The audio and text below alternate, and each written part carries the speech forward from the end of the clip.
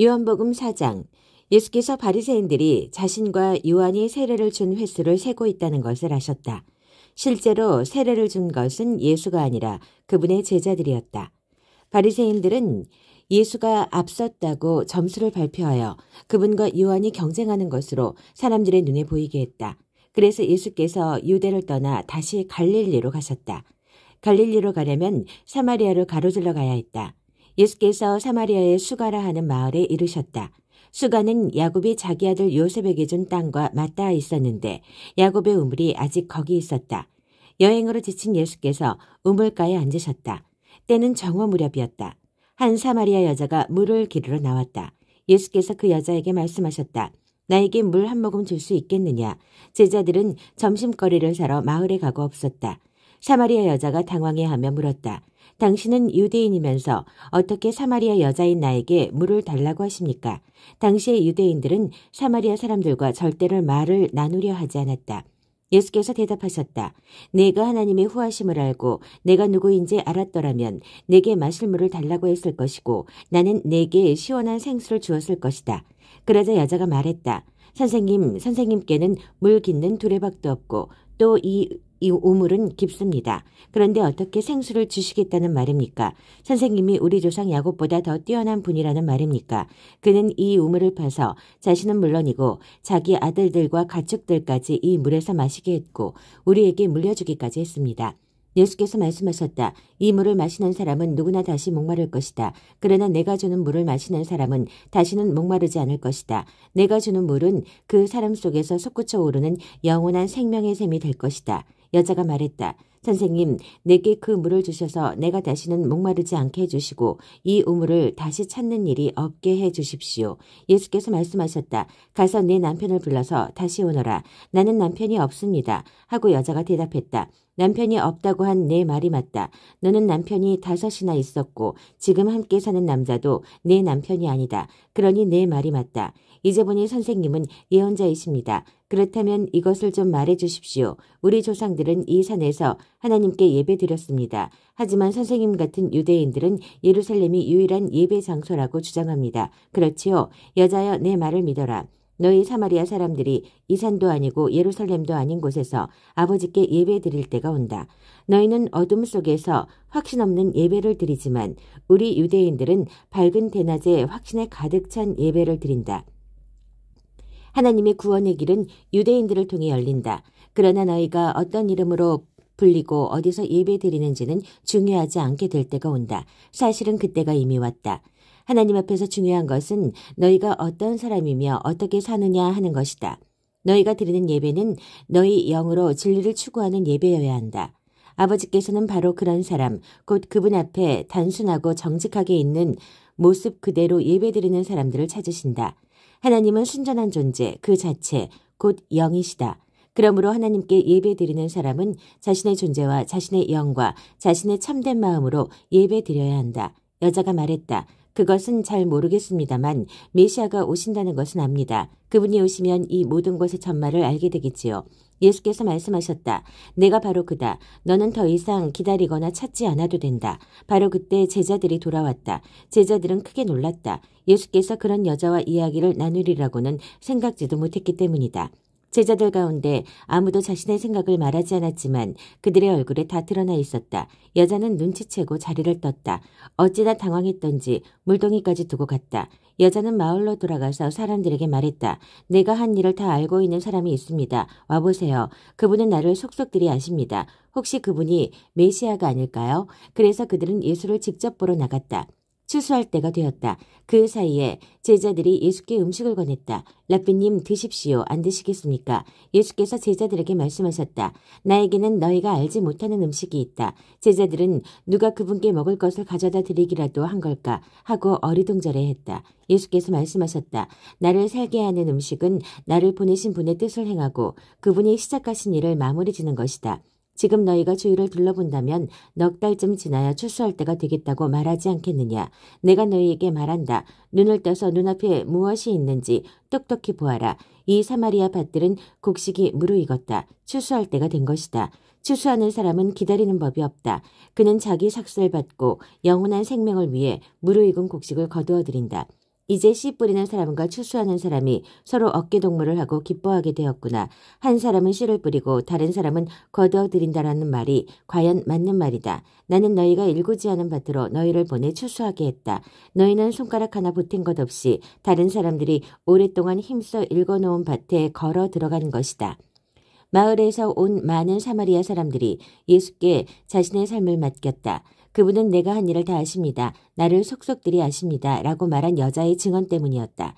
그들은 예수께 좀 더 머물러 주기를 청했고 예수께서는 이틀을 더 머무셨다.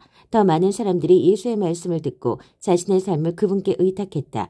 사람들이 여자에게 말했다. 이제 우리는 당신의 말 때문에 믿는 것이 아니오. 우리가 직접 듣고 확실히 알게 되었소. 그분은 세상의 구주이십니다. 이틀 후에 예수께서 갈릴리로 떠나셨다. 예수께서는 예언자가 자기가 자란 곳에서는 존경받지 못한다는 것을 경험으로 잘 알고 계셨다. 예수께서 갈릴리에 도착하셨을 때 갈릴리 사람들이 그분을 반겼다. 그러나 그것은 그들이 유월절 기간 동안 예수께서 예루살렘에서 행하신 일에 감동을 받았기 때문이지.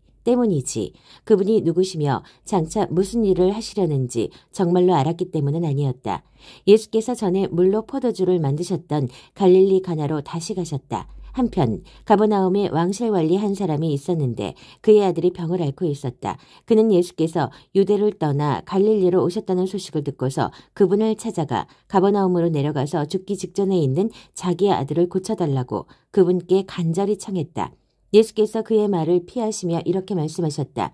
기적을 보고 압도되지 않으면 너희는 믿으려 하지 않는다. 그러나 그 관리는 물러서지 않았다. 함께 가주십시오. 제 아들의 생사가 달린 일입니다. 예수께서는 그저 집으로 가거라 내 아들이 살아났다고만 대답하셨다.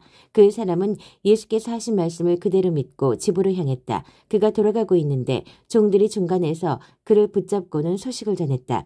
아드님이 살아났습니다. 그 사람이 자기 아들이 언제 낫기 시작했는지를 묻자 종들이 대답했다. 어제 오후 1시쯤에 열이 내렸습니다. 그 아버지는 그때가 바로 예수께서 내 아들이 살아났다고 말씀하신 때라는 것을 알았다. 그 일로 결론이 났다. 그 관리뿐 아니라 온 가족이 다 믿게 된 것이다. 이것은 예수께서 유대를 떠나 갈릴리로 오신 뒤에 보여주신 두 번째 표적이다. 요한복음 5장. 곧이어 또 다른 명절이 다가오자 예수께서 다시 예루살렘으로 가셨다. 예루살렘의 양의 문 근처에 히브리 말로 베데스다라 하는 연못이 있었고 그 연못에 회랑 5채가 딸려 있었다. 그 회랑에는 눈먼 사람, 다리를 저는 사람, 중풍병자같이 몸이 아픈 사람들이 수백 명 있었다. 거기에 38년 동안 앓고 있던 한 남자가 있었다. 예수께서 그가 연못가에 누워있는 것을 보시고 또 그가 그곳에 얼마나 오래 있었는지를 아시고 말씀하셨다. 내가 낫기를 원하느냐? 그 남자가 말했다. 선생님, 물이 움직일 때 저를 연못에 넣어줄 사람이 없습니다. 제가 연못에 닿을 즈음이면 이미 다른 사람이 들어가 있습니다. 예수께서 말씀하셨다. 일어나서 내 자리를 들고 걸어가거라. 그러자 그가 곧바로 나왔다. 그는 자기 자리를 들고 걸어갔다. 마침 그날은 안식일이었다. 유대인들이 그 나은 사람을 막아서며 말했다. 오늘은 안식일이요. 자리를 들고 다녀서는 안 돼요. 그것은 규정을 위반하는 일이요. 그러자 그가 그들에게 말했다. 나를 낫게 해준 분이 내게 자리를 들고 걸어가라고 말씀하셨소. 그들이 물었다. 당신에게 자리를 들고 걸어가라고 한 사람이 누구요? 그러나 그 나은 사람은 그분이 누구인지 알지 못했다. 예수께서 어느새 무리 속으로 몸을 숨기셨기 때문이었다. 얼마 후에 예수께서 성전에서 그 사람을 만나자 이렇게 말씀하셨다.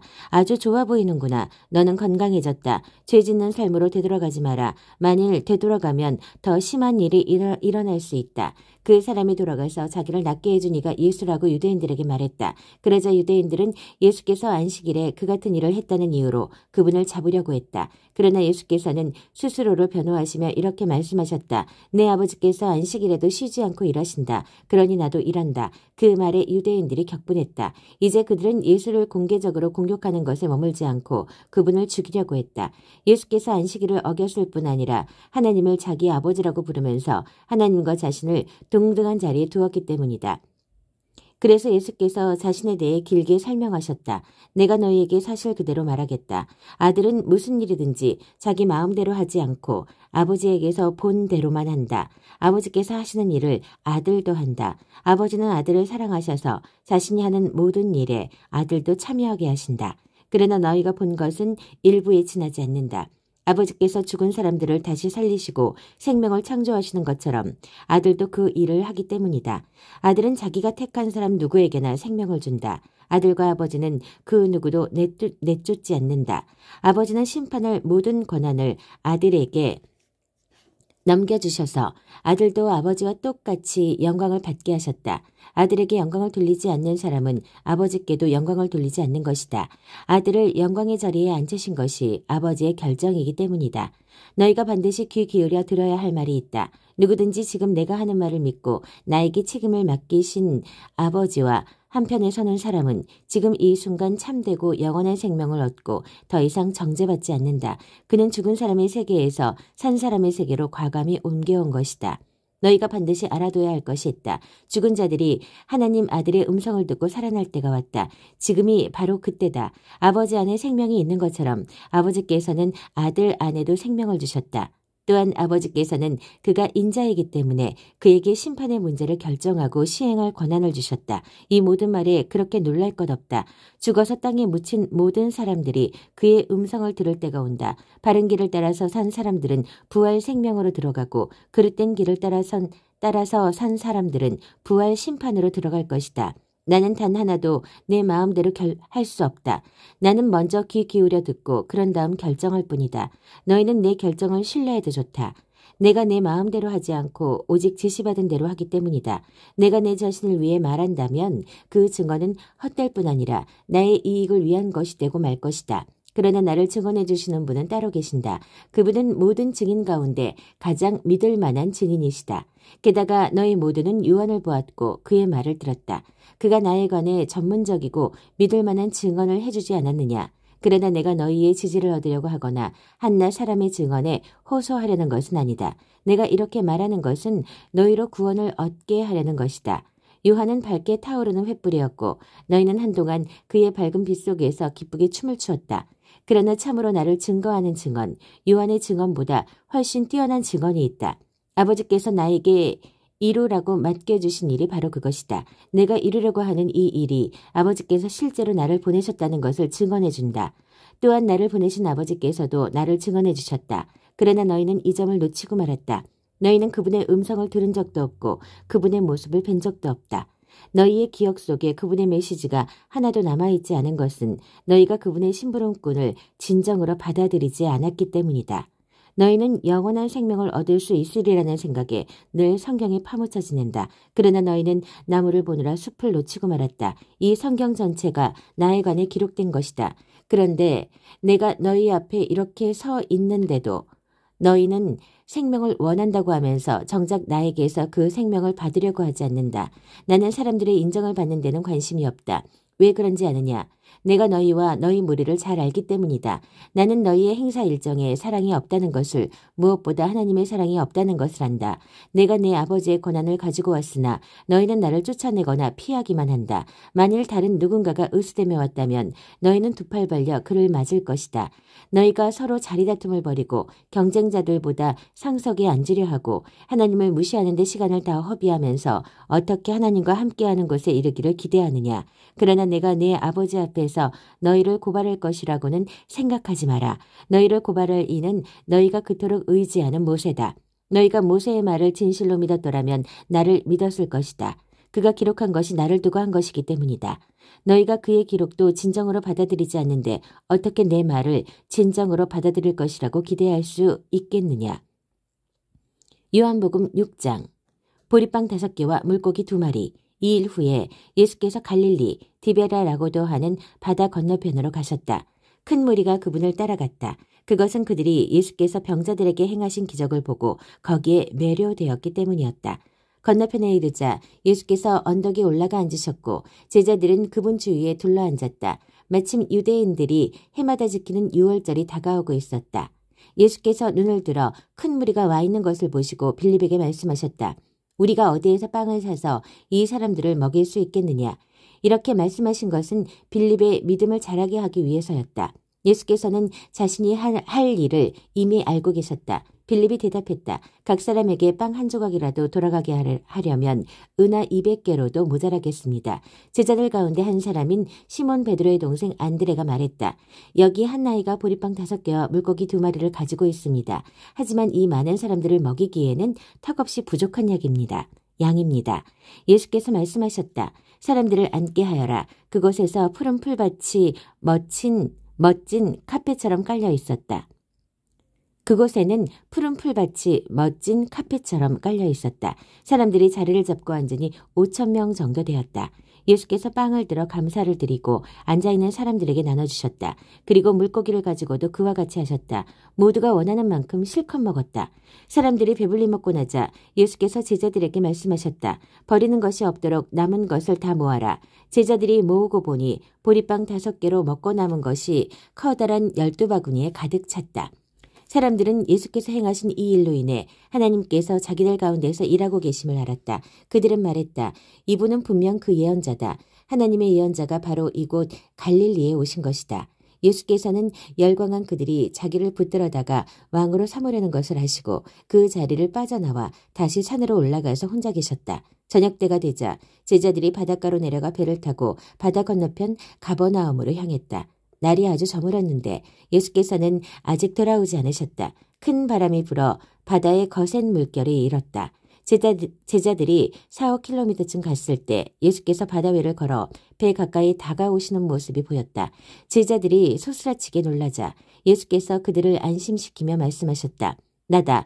괜찮으니 두려워 마라. 그러자 제자들이 예수를 배 안으로 모셨다. 어느새 그들은 자신들이 가려고 했던 지점에 정확히 이르렀다. 이튿날 뒤에 남은 무리는 배가 한 척밖에 없던 것과 예수께서 그 배에 제자들과 함께 타지 않으신 것을 알았다. 그분을 두고 제자들만 떠나는 것을 그들이 보았기 때문이다. 그때 디베라에서 온 배들이 주님께서 축복하고 빵을 먹여주신 곳 근처에 정박해 있었다. 무리는 예수께서 그곳을 떠나 돌아오시지 않을 것을 알고는 디베라에서 온 배들로 몰려가 올라타고서 예수를 찾아 가버나움으로 향했다. 그들이 바다 건너편에서 그분을 다시 뵙고는 말했다. 랍비님 언제 여기로 오셨습니까? 예수께서 대답하셨다. 너희가 나를 찾아온 것은 내가 하는 일에서 하나님을 보았기 때문이 아니라 오히려 내가 너희를 배부르게 해주었기 때문이다. 그것도 내가 값없이 먹여주었기 때문이다. 생명의 빵. 너희는 그렇게 썩어 없어질 음식을 얻으려고 힘을 허비하지 마라. 너희와 함께 있을 음식, 너희의 영원한 생명을 살찌게 하는 음식, 인자가 주는 음식을 위해 일하여라. 인자와 인자가 하는 일은 하나님 아버지께서 끝까지 보증해 주신다. 그러자 그들이 말했다. 우리가 하나님의 일에 참여하려면 무엇을 해야 합니까? 예수께서 말씀하셨다. 하나님께서 보내신 이에게 너희 삶을 걸어라. 그렇게 너희 자신을 걸 때에야 하나님의 일에 참여할 수 있다. 그들이 애매한 말로 비껴갔다. 선생님이 누구시며 어떤 일을 하시려는지 알 수 있도록 단서가 될 만한 것을 보여주시면 어떻겠습니까? 그러면 우리가 알아보고 나서 우리 삶을 걸겠습니다. 선생님이 무슨 일을 하실 수 있는지 보여주십시오. 모세는 광야에서 우리 조상들에게 빵을 먹게 해주었습니다. 성경에도 그가 그들에게 하늘에서 내려온 빵을 먹게 해주었다고 기록되어 있습니다. 예수께서 대답하셨다. 그 성경 말씀의 진정한 의미는 이렇다. 모세가 너희에게 하늘에서 내려온 빵을 주었다는 것이 아니라 지금 이 순간에 내 아버지께서 너희에게 하늘에서 내려온 빵, 곧 참된 빵을 주신다는 뜻이다. 하나님의 빵은 하늘에서 내려와 세상에 생명을 준다. 그들이 그 말씀을 듣고 반색하며 말했다. 주님, 그 빵을 지금부터 영원토록 우리에게 주십시오. 예수께서 말씀하셨다. 내가 바로 그 생명의 빵이다. 나와 한편에 서는 사람은 더 이상 굶주리지도 않고 목마르지도 않을 것이다. 내가 이것을 너희에게 분명히 말한 것은 너희가 내가 하는 일을 보았으면서도 참으로 나를 믿지 않기 때문이다. 아버지께서 내게 주시는 사람은 결국 다 내게로 달려올 것이다. 그가 나와 함께하면 내가 그를 붙잡고 놓지 않을 것이다. 내가 하늘에서 내려온 것은 일시적인 내 기분대로 하려는 것이 아니라 나를 보내신 분의 뜻을 이루려는 것이다. 나를 보내신 분의 뜻을 간단히 말하면 이렇다.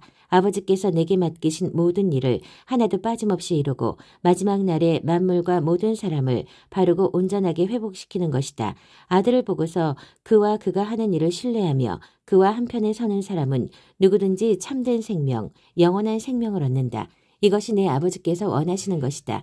마지막 날에 그들을 일으켜 세워 살리고 온전하게 하는 것이 나의 일이다. 예수께서 내가 하늘에서 내려온 빵이다라고 말씀하신 것 때문에 유대인들이 그분을 두고 말다툼을 벌였다. 이 사람은 요셉의 아들이 아닌가? 우리가 그의 아버지도 알고 그의 어머니도 알지 않는가? 그런데 어떻게 그가 나는 하늘에서 내려왔다고 말하며 그 말을 믿어주기를 바란단 말인가? 예수께서 말씀하셨다. 나를 두고 너희끼리 논쟁하지 마라. 이 세상의 책임자는 너희가 아니다. 나를 보내신 아버지가 책임자이시다. 아버지께서는 사람들을 내게로 이끌어 주신다. 너희가 내게 올 수 있는 방법은 오직 그 길뿐이다. 그때에야 비로소 나는 사람들을 회복시키고 일으켜 세워 마지막 날을 준비하게 한다. 예언자들이 그때가 되면 그들 모두가 하나님께 직접 가르침을 받을 것이다 라고 한 것은 이 일을 두고 한 말이다. 누구든지 시간을 내서 아버지의 말씀을 듣는 사람, 정말로 귀 기울여 듣고 배우는 사람은 나에게로 와서 직접 가르침을 받는다. 자신의 두 눈으로 보고 자신의 두 귀로 듣는다. 그것은 내가 아버지께로부터 직접 가르침을 받기 때문이다. 아버지와 함께 있는 이 외에는 아무도 아버지를 본 사람이 없다. 그런데 너희는 나를 볼 수 있다. 이제 내가 너희에게 가장 중요하고 참된 진리를 말해주겠다.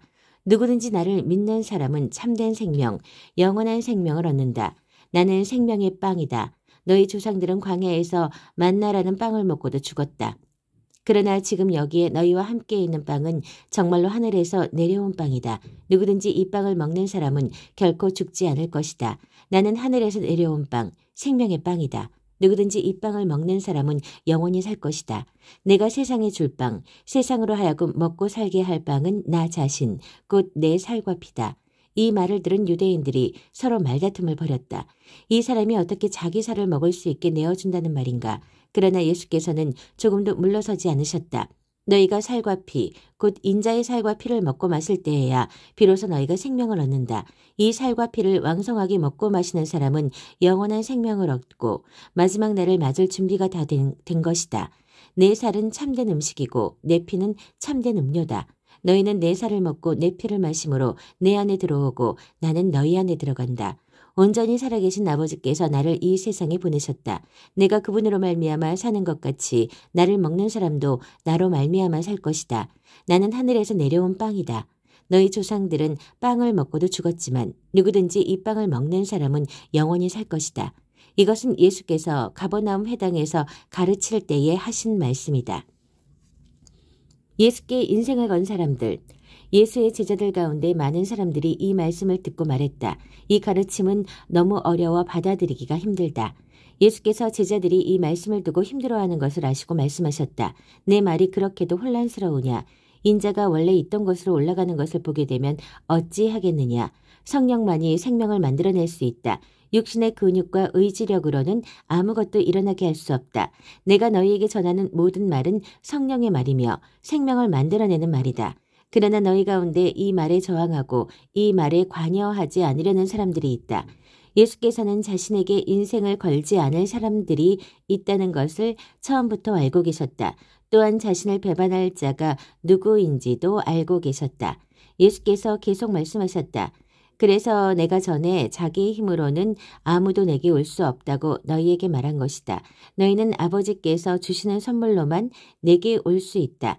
이 일 후에 제자들 가운데 많은 사람들이 떠나갔다. 그들은 더 이상 그분과 관련되기를 원치 않았다. 그러자 예수께서 12 제자에게도 기회를 주셨다. 너희도 떠나가려느냐? 베드로가 대답했다. 주님, 참된 생명, 영원한 생명의 말씀이 주님께 있는데 저희가 누구에게 가겠습니까? 저희는 이미 주님이 하나님의 거룩하신 분임을 확신하며 주님께 인생을 걸었습니다. 예수께서 대답하셨다. 내가 너희 12를 직접 뽑지 않았느냐? 그러나 너희 가운데 한 사람은 마귀다. 이는 예수께서 시몬 가룟의 아들 유다를 두고 말씀하신 것이다. 12 제자 가운데 한 사람인 이 자는 그때 이미 예수를 배반할 준비를 하고 있었다.